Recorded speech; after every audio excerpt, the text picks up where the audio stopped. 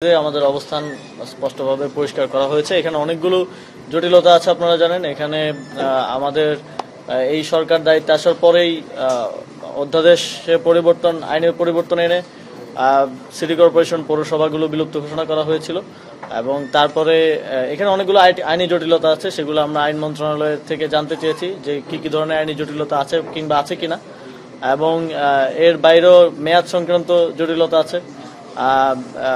এর বাইরে আবার আমরা একটা লিগ্যাল নোটিশ পেয়েছি এবং আমাদেরকে বিবাদী করে রিটও করা হয়েছে যাতে শপথ গ্রহণ করতে না দেওয়া হয়। আমরা যতদূর জানি সেটা বিচারাধীন আছে।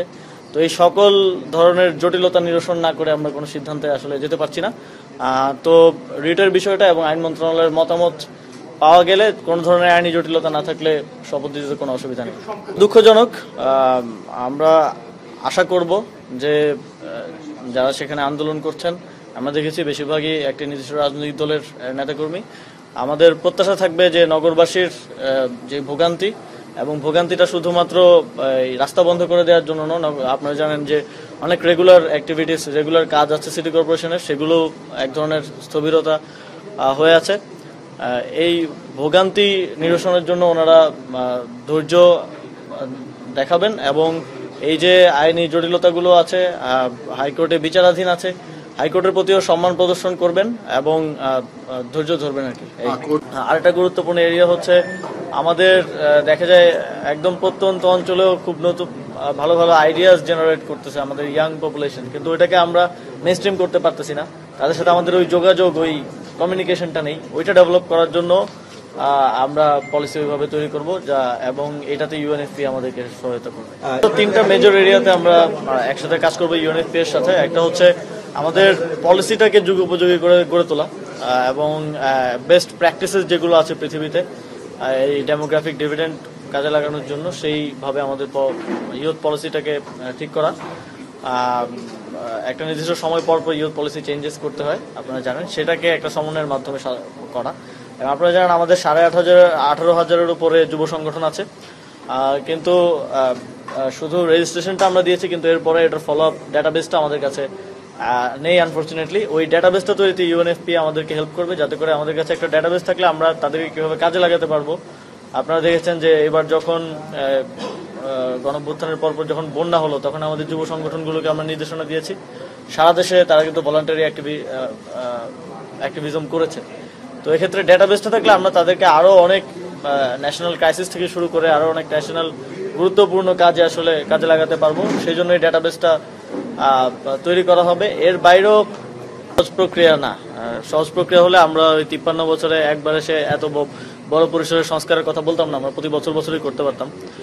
তো যখনই রিফরমেশনের আলাপটা উঠলো, কোনো একটা জায়গায় কাঠামোগত সংস্কার হলে আপনারা জানেন এটার উপকার ভোগী যেমন আছে, এর ফলে যারা বিভিন্ন অনিয়ম করে আসছে তাদের সেই অনিয়ম বন্ধ হয়ে যাওয়ার একটা সম্ভাবনা আছে।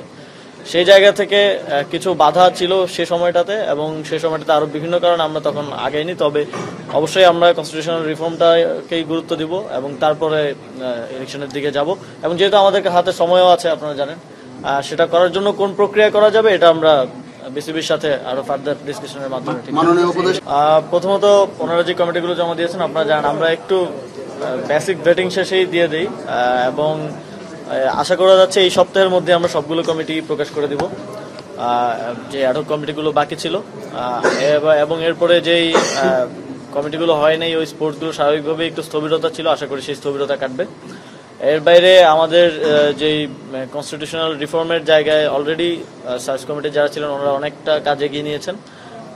যেহেতু সার্চ কমিটি শব্দটার সাথে আসলে কনস্টিটিউশনের ইয়েটা যায় না, সেই জায়গা থেকে আমরা হয়তো আরো কোঅপ্ট করে এটাকেই আরো একটা নির্দিষ্ট সময় আমরা বেঁধে দেবো। এর মধ্যে আমরা কনস্টিটিউশনাল রিফর্মগুলো করে ফেলবো আশা করি।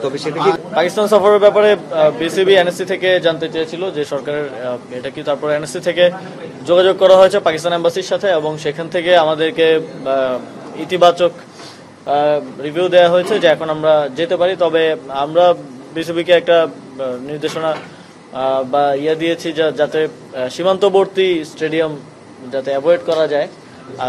সেক্ষেত্রে বিসিবি এখন পাকিস্তান ক্রিকেট বোর্ডের সাথে কথা বলে যতটা নিরাপদ ভাবে এই সফর শেষ করা যায় এটা আমরা কথা বলছি। এটা দীর্ঘদিনের প্র্যাকটিস হয়ে গেছে যে নিয়ম না মানা, এবং নতুন করে যখন আবার সেগুলো রিইনস্টেট করতে যাওয়া হয় তখন একটু অভ্যস্ততার কারণেই আমার মনে হয় যে একটু গড়িমসি বা এই বিষয়গুলো থাকে।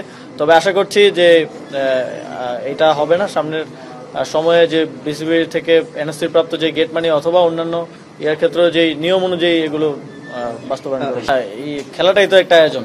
আমরা প্রায় জাতীয় স্টেডিয়ামে মনে হয় 6 বছর পরে কোনো খেলা মানে নামছে, এবং ঢাকার যারা দর্শক আছেন তারা আবার জাতীয় স্টেডিয়ামে এসে খেলা দেখার সুযোগ পাবে। এটাই একটা বড় আয়োজন বলে আমি মনে করি, এবং এখনই অনেকে আগ্রহ প্রকাশ করছে, অনেকে টিকিট চাচ্ছে খেলার জন্য, খেলা দেখার জন্য। তো আশা করছি সামনের সময়গুলোতে শুধু জাতীয় স্টেডিয়াম না, ফুটবল ইন্টারন্যাশনাল ম্যাচগুলো আমরা দেশের অন্তত আরো 2-3টা স্টেডিয়ামে আমরা আয়োজন করতে পারবো। ফুটবলের যে ক্রেজটা প্রান্তিক পর্যায়ে আছে, প্রান্তিক পর্যায়ের দর্শকদেরও আমরা সরাসরি স্টেডিয়ামে গিয়ে খেলা দেখার সুযোগ করে দিতে পারবো।